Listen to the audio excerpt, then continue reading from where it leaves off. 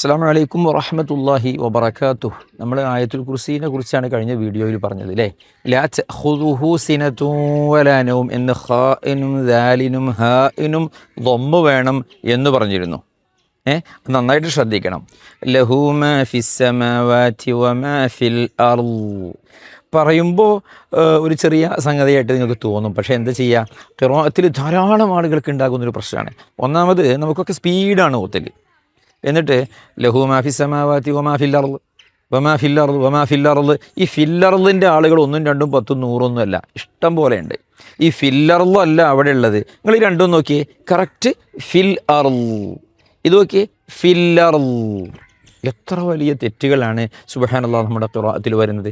അതും അഅ്ളമു ആയത്തിൻ ഫിൽ ഖുർആൻ എന്ന് പറഞ്ഞ ആയത്തുൽ ഖുർആനിൽ ലഹു മാ ഫിസ് സമാവാതി വമാ ഫിൽ അർള് വമാ ഫിൽ അർള്, ഇങ്ങനെ തന്നെ ആവണം നമ്മുടെ ആയത്തുൽ കുർസി.